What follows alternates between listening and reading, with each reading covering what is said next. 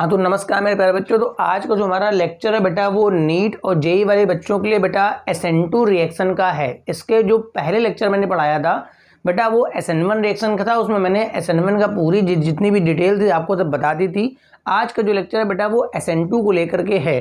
तो ऑलरेडी मैंने note down कर रखा है, जब ये हटेगा तो अगला स्लाइड आ जाएगा, उसके बाद मैं उसको समझाऊंगा। ठीक है, तो पहला पॉइंट मेरे पास क्या है, अगर कोई रिएक्शन बेटा SN2 है तो आपको यहाँ पर SN2 में 2 का मतलब पता होना चाहिए कि SN2 में यहाँ पर substitution nucleophilic second order reaction होती है। मतलब जो रिएक्शन का जो रेट होता है बेटा वो आपका सबस्ट्रेट और जो बेटा न्यूक्लियोफाइल है बेटा दोनों पर ही डिपेंड करेगा। ठीक है, दूसरा पॉइंट मेरे पास मैंने स्लाइड इसलिए पहले नोट करके रखी है ताकि बहुत कम समय में आसानी से अपने लेक्चर को जल्दी से जल्दी कंप्लीट कर सकूं। लेक्चर की लेंथ को मेरा काम है छोटा रखना, कम समय में अपनी पूरी बात को समझा जाऊंगा। ठीक है, सेकंड पॉइंट मेरे पास क्या है, ये एक सिंगल स्टेप मैकेनिज्म होता है। जैसे मेरे पास SN1 था तो वहाँ 2 स्टेप में होता था, वहाँ पर बनता था इंटरमीडिएट कार्बोकेटायन। तो यहाँ पर बेटा एक ही स्टेप में होगा, न्यूक्लियोफाइल अटैक करेगा और लीविंग ग्रुप बेटा बाहर निकल जाएगा। इसके बीच में आपको कोई भी इंटरमीडिएट देखने को नहीं मिलेगा, केवल और केवल देखने को मिलेगी बेटा ट्रांजिशन स्टेट। ठीक है, अगर हम मैकेनिज्म की बात करें तो जो लीविंग ग्रुप है उसके बैक साइड में आपका एंटी बॉन्डिंग ऑर्बिटल मतलब सिग्मा स्टार, ये बेटा सिग्मा बॉन्ड है। और बेटा लीविंग ग्रुप का जो बैक साइड होगा उसमें सिग्मा स्टार होगा, वो बेटा एम्प्टी होता है। तो न्यूक्लियोफाइल हमेशा बैक साइड से अटैक करेगा क्योंकि उसको अटैक करना होता है सिग्मा स्टार में। ठीक है, यहाँ अटैक करेगा तो यहाँ पर एक बीच में TS बनेगी। उस TS में क्या होगा, न्यूक्लियोफाइल एक पर्टिकुलर परपेंडिकुलर p ऑर्बिटल से जुड़ रहा होगा और लीविंग ग्रुप उसी p ऑर्बिटल से बेटा हट रहा होगा। तो बहुत सारे बच्चों को ये नहीं पता होता है कि जो इंटरमीडिएट टाइप का ये बन गया है ये है तो TS, इसकी भी ज्योमेट्री कभी कभी पूछ लेता है। तो आप अगर ध्यान से देखें तो तीनों R ग्रुप आपके प्लेन पर आ गए हैं। आपका जो लीविंग ग्रुप है वो प्लेन के परपेंडिकुलर है और ये भी आपका न्यूक्लियोफाइल परपेंडिकुलर। तो एक प्रकार की TBP ज्योमेट्री बन गई। मतलब उसने पूछ दिया कि SN2 रिएक्शन में जो आपका बनता है वो ज्योमेट्री क्या होती है, तो TBP। और दूसरी बात यहाँ पर आपका जो है वो इन्वर्जन देखने को मिलेगा। इन्वर्जन का मतलब क्या हो गया कि जिस साइड से आपका लीविंग ग्रुप हटेगा बेटा उसके अपोजिट साइड पे आपका न्यूक्लियोफाइल लगेगा। ठीक है, मतलब कुल मिला के जिस साइड से आपका लीविंग ग्रुप हटेगा बेटा उसके अपोजिट साइड में आपका न्यूक्लियोफाइल लगेगा। इसको हम लोग इन्वर्जन बोलते हैं। क्या बोलते हैं बेटा, इन्वर्जन। जैसे जिन बच्चों ने SN1 का लेक्चर लिया होगा उनको पता लगा होगा कि वहां पर जो होता है रेसमाइजेशन होता है, मगर यहाँ इन्वर्जन। ठीक है, अच्छा ये जो TBP बना है बेटा ये बेंट रूल को भी फॉलो करता है। बेंट रूल क्या होता है, जब भी हम लोग TBP ज्योमेट्री वगैरह बनाते हैं तो मोर इलेक्ट्रोनेगेटिव एटम हमेशा परपेंडिकुलर रखे जाते हैं। देखो जो न्यूक्लियोफाइल होता है उसमें भी मोस्टली ऑक्सीजन है, Cl है, सब इलेक्ट्रोनेगेटिव हैं। जो लीविंग ग्रुप है ये भी इलेक्ट्रोनेगेटिव वाले ही होते हैं। तो देखो ये भी परपेंडिकुलर है बेटा और ये भी परपेंडिकुलर। अगर आपका कोई ज्योमेट्री शेप ऐसा बना है जिसमें परपेंडिकुलर वाला एंगल आने वाला है तो मोर इलेक्ट्रोनेगेटिव को हम लोग वहां रखते हैं जो 90 डिग्री पर होगा। तो ये बेंट रूल को भी फॉलो करता है। ठीक है, इसमें ध्यान रखिएगा 100% इन्वर्जन होता है। मतलब आपका जो स्ट्रक्चर है वो बेटा 100% इन्वर्ट हो जाएगा। उसके बाद ये पॉइंट बहुत कम लोगों को पता है। इन्वर्जन का मतलब लोग क्या समझते हैं कि अगर मान लो पहले हमारा सैंपल लाइट D घुमा रहा था तो उसके बाद वो L घुमाएगा। बहुत लोगों को ये जानकारी नहीं है कि वो तो उनका तो यही मानना है कि L है तो D हो जाएगा, D है तो बेटा L हो जाएगा। बेटा पहली बात तो ये समझ लो कि इस रिएक्शन के दौरान सबस्ट्रेट और प्रोडक्ट बगैर चेंज हो गया है। देखो यहाँ पर लीविंग ग्रुप अलग है और बेटा ये न्यूक्लियोफाइल अलग है, तो ये प्रोडक्ट आपका चेंज हो गया। तो आप ऐसे कैसे बता दोगे कि पहला वाला D है तो बाद वाला आपका L हो जाएगा। हो सकता है प्रियोरिटी के अकॉर्डिंग अगर मैं देखूं तो D से D बन जाए। हाँ, होता इन्वर्जन है, ये बात सत्य है कि आपका जिस डायरेक्शन से आपका लीविंग ग्रुप निकला है उसके अपोजिट डायरेक्शन में ही न्यूक्लियोफाइल लगना है। ये 100% बात सही है कि 100% इन्वर्जन होना है। मगर अगर कोई कह दे कि भाई D से L बनेगा या प्लस से माइनस बनेगा या माइनस से प्लस, तो इस बात को आप नहीं बता सकते कि प्लस से माइनस ही बनने वाला। हो सकता है कि रिएक्टेंट यानी सबस्ट्रेट भी प्लस का हो और बेटा प्रोडक्ट भी आपका क्या प्लस का हो सकता है कि आपका सबस्ट्रेट माइनस का हो, तो हो सकता है बदल भी सकता है और हो सकता है ना भी बदले। तो अधिकांश लोगों को ये पॉइंट बहुत गड़बड़ रहता है, उनका यही मानना होता है कि अगर ये D है तो बेटा उधर L होगा, अगर इधर L है तो उधर D होगा। इन्वर्जन का मतलब यही मानते हैं, ठीक है। अगर RS नॉमेनक्लेचर की बात करी जाए तो R है तो R से S भी बन सकता है, या अगर प्रायोरिटी के अकॉर्डिंग मान लो फिर से R आ गया तो वो R भी बन सकता है। मतलब देयर इज नो कोरिलेशन कि R है तो S ही बनेगा, S है तो R ही बनेगा। हाँ, यहाँ पर जो चूंकि इंटरमीडिएट मेरे को देखने को नहीं मिला है तो इसका पोटेंशियल एनर्जी डायग्राम में कोई भी इंटरमीडिएट नहीं होगा। ये आपका सबस्ट्रेट की एनर्जी है, ये मेरे पास Ts हो गया और ये मेरे पास है एनर्जी ऑफ प्रोडक्ट, ठीक है। तो ये बेटा सबस्ट्रेट है, ये मेरे पास Ts हो गया और ये मेरे पास हो गया प्रोडक्ट। लिखा है ओनली वन प्रोडक्ट। अगर आपने SN1 पढ़ा होगा तो वहाँ पे आपको बताया गया होगा वहाँ पर रेसमिक मिक्सचर देखने को मिलता है। क्या? क्योंकि वहाँ पर आपका बनता है इंटरमीडिएट ट्राइगोनल ज्योमेट्री का होता है, तो न्यूक्लियोफाइल ऊपर से भी आ सकता है और नीचे से भी, मगर यहाँ पर पीछे से ही आएगा और वो उधर से निकलेगा, तो एक सिंगल प्रोडक्ट ही बनने वाला है। और रेट ऑफ SN2, चूंकि SN2 है तो रेट जो होता है बेटा RX पे भी डिपेंड करता है, और साथ में जो न्यूक्लियोफाइल दोनों ही इस स्टेप में आ रहा है बेटा, तो रेट जो है बेटा वो RX प्लस न्यूक्लियोफाइल दोनों पे डिपेंड करता है। आप वीडियो पॉज करके ये बातें नोट कर लीजिए, फिर मैं बताऊंगा फैक्टर्स अफेक्टिंग SN2 रिएक्शंस। अब देखिए मेरे कुछ फैक्टर्स आ गए जो SN2 को बेटा फेवर करते हैं। तो पहला फैक्टर तो आपको पता होगा कि नेचर ऑफ सबस्ट्रेट। तो देखो भाई सीधी सी बात है, अगर मेरे पास 0 डिग्री का होगा तो 0 डिग्री वाले में बेटा मोस्टली लगे होते हैं हाइड्रोजन, तो वहां पर क्राउडिंग काफी कम होती है, ठीक है।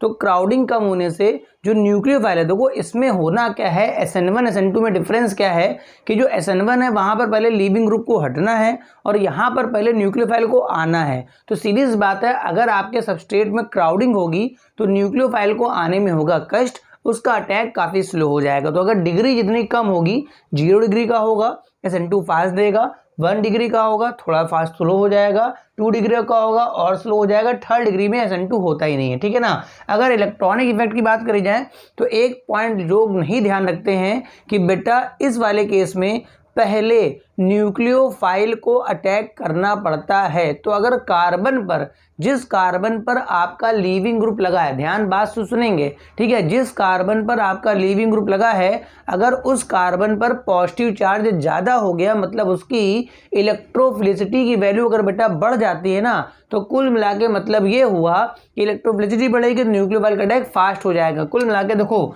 अगर मैंने ये लीविंग ग्रुप है, बगल में अगर इलेक्ट्रॉन विड्राइंग ग्रुप लगा दिया, क्या लगा दिया, इलेक्ट्रॉन विड्राइंग ग्रुप, तो ये इलेक्ट्रॉन खींचेगा और इस कार्बन का पॉजिटिव चार्ज बेटा बढ़ेगा। जब इस कार्बन का प्लस बढ़ेगा तो इसकी जो इलेक्ट्रोफिलिक नेचर है वो बढ़ेगा, तो न्यूक्लियोफाइल के अटैक का रेट बेटा फास्ट हो जाएगा, ठीक है। इसी तरह से अगर मैं कोई इलेक्ट्रॉन रिलीजिंग ग्रुप लगाता हूँ, ठीक है, अगर बेटा इलेक्ट्रॉन रिलीजिंग लगाऊंगा तो यहाँ पर बेटा जो पॉजिटिव चार्ज होना चाहिए उसको ये कम कर देगा, ठीक है। अगर कम कर देगा तो इसकी जो इलेक्ट्रोफिलिसिटी वैल्यू वो कम हो जाएगी, तो कहीं ना कहीं रेट बेटा क्या हो जाएगा, कम हो जाएगा, ठीक है। तीसरा पॉइंट ऑलरेडी मैं बता चुका हूँ, स्टेरिक क्राउडिंग। बेटा क्राउडिंग अगर बढ़ेगी, अगर क्राउडिंग बढ़ती तो रेट कहीं ना कहीं क्या हो जाएगा, कम हो जाएगा, क्योंकि इस वाली रिएक्शन में पहले न्यूक्लियोफाइल को आगे अटैक करना है, ठीक है। उसके बाद अगर हम सॉल्वेंट की बात करें तो जब हम लोग SN1 करा रहे थे, क्या करा रहे थे बच्चा, SN1 करा रहे थे, तो वहां पर क्या था, वहां पर आपका सीन ये बन रहा था कि वहां पर आपका पोलर प्रोटिक सॉल्वेंट था, मगर यहाँ पर जो होगा वो पोलर एप्रोटिक सॉल्वेंट जो होते हैं, मतलब पोलर तो हो मगर प्रोटॉन बेटा ना देता हो, ठीक है ना। तो इस केस में बेटा SN2 का रेट हमेशा फास्ट हो जाता है। तो पोलर एप्रोटिक के कुछ एग्जाम्पल मैंने लिखे हुए हैं। एक होता है DMSO, डाई मेथिल सल्फोक्साइड होता है, ये अगर आपका लिखा मिल जाए वो DMSO लिख के देगा या मैक्सिमम नाम लिख के देगा, ठीक है। या DMF डाई मेथिल फॉर्मेमाइड हो जाए, या बेटा THF हो जाए, टेट्राहाइड्रोफोरॉन। तो ये ऐसे सॉल्वेंट हैं जो बेटा पोलर तो होते हैं, मतलब प्लस माइनस तो होता है इनमें, मगर ये प्रोटॉन डोनेट नहीं करते हैं। तो ये जो सॉल्वेंट हमारे पास है बेटा, ये हमेशा SN2 रिएक्शन को फेवर करेंगे। अब इसके बाद मैं कुछ क्वेश्चंस लिखूंगा और उनके ऑर्डर, पहले अगर आप देख रहे हैं लेक्चर ठीक से, तो पहले आप क्या करेंगे, उसको पॉज करके उनका ऑर्डर खुद से सोचने की कोशिश करेंगे, उसके बाद मैं डिस्कस करूंगा, ठीक है। बना लीजिए इतना। अब देखिए मैंने ये 3 क्वेश्चन लिखे हुए हैं। पहला क्वेश्चन बहुत जबरदस्त लेवल का है। तो वो मेरे पास यहाँ पर कोई कंपाउंड दे रखा है, यहाँ समझ में नहीं आ रहा आपको, बताइए इस कार्बन को अगर आप देखेंगे तो यहाँ पर ब्रोमीन लगा, ये लीविंग ग्रुप हो गया। कुछ बच्चे क्या करेंगे, हमको बताना है ये जो रिएक्शन होनी है बेटा SN1 से होनी है कि बेटा SN2 से होनी है, ठीक है। तो बताओ यहाँ पर ये कार्बन लगा हुआ है, इधर भी कार्बन इधर भी कार्बन, बच्चा क्या सोचेगा कि बेटा जहाँ पर हेलोजन लगा है वो 3rd डिग्री का है। तो मोस्टली बच्चा ये गलती करता है कि 3rd डिग्री का कार्बन देखते ही बता देगा कि वो बेटा आपका बनेगा SN1 से। मगर थोड़ा ध्यान दो, अगर मैंने यहाँ Br निकाल दिया तो इस वाले सेंटर पे पॉजिटिव चार्ज आ जाएगा और ये भी इलेक्ट्रॉन ऊपर खींच रहा होगा तो यहाँ पर भी पॉजिटिव चार्ज आएगा, तो एक अच्छा खासा रिपल्सन क्रिएट हो जाएगा।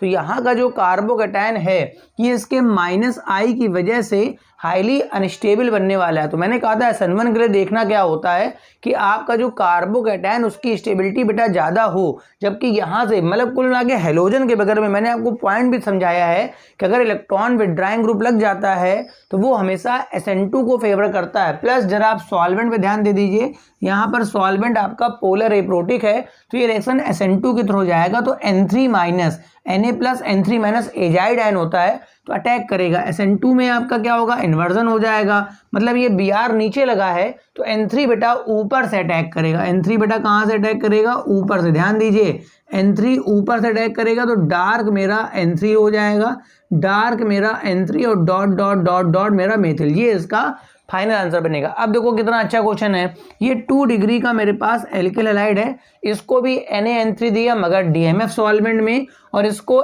NaN3 दिया एक्वस में। मैंने आपसे कहा था कि अगर 3rd डिग्री का होगा तो मोस्टली आपका प्रेफर करता है SN1। देखो यहाँ गड़बड़ हो गया, ठीक है। अगर एल्किल, मैंने कहा था नॉर्मल जब एल्किल ग्रुप लगा हो तो इनमें हम ध्यान रखेंगे। अगर नॉर्मल एल्किल लगा हुआ है, अगल बगल कोई इलेक्ट्रॉन विड्राइंग या डोनेटिंग पावर का ऐसा कुछ नहीं है, तो बेटा वो जो 3rd डिग्री का होगा वो मोस्टली SN1 से जाएगा, और 0 और 1 डिग्री वाले जो होते हैं मोस्टली SN2 से जाते हैं। मगर जो 2 डिग्री वाला होता है वो बीच मझधार में लटका होता है, वो बेटा SN1 भी दे सकता है और बेटा SN2 भी दे सकता है डिपेंडिंग अपॉन द नेचर। तो यहाँ पर क्या है, देखो 2 डिग्री वाले में मैंने DMF सॉल्वेंट लिया, क्या लिया बेटा, DMF, जो कि पोलर एप्रोटिक होता है, तो ये फेवर कर जाएगा बेटा SN2 को। किसको फेवर कर लेगा बेटा, SN2। और यहाँ पर चूंकि मीडियम उसने एक्वस बोल दिया है तो ये फेवर बच्चा किसको कर जाएगा, SN1। अब देखो मेरा तीसरा जो क्वेश्चन है उसमें बाकी सब तो कॉमन दिख रहा है, मेरे को प्रोपिल तो कॉमन दिख रहा है, बस बेटा लीविंग ग्रुप मेरे को बताना, लीविंग ग्रुप सब में दे रखा है, ठीक है। तो मैं देखो भाई SN1 हो चाहे SN2 हो, लीविंग ग्रुप जितना अच्छा होगा उतना ही आपका रेट फास्ट होगा। इसमें क्वेश्चन ये पूछा गया है कि इन सभी को SN2 को बढ़ते ऑर्डर में लिखना है, मतलब जिसका SN2 का रेट स्लो है उसको पहले और जिसका रेट फास्ट है उसको बाद में। तो कुल मिला के मतलब क्या हुआ, अगर मैं इसको A मेंशन कर दूं, इसको बच्चा B मेंशन कर दूं, इसको C मेंशन कर दूं, सबसे स्लो रेट, चूंकि फ्लोरीन एक घटिया लीविंग ग्रुप होता है, सबसे स्लो रेट C का आएगा, उसके बाद B का, उसके बाद A का। अब मैं कुछ ब्रीजिंग वाले क्वेश्चन और बताऊंगा और विनाइलिक वाले जिनमें SN1 SN2 पॉसिबल नहीं होता है, उसके बाद मेरा ये SN2 जो JEE और नीट लेवल का है लगभग बेटा कंप्लीट हो जाएगा। ठीक, कुछ बातें आपको ये ब्रीजिंग वाली कार्बन की देखनी चाहिए, ठीक है ना।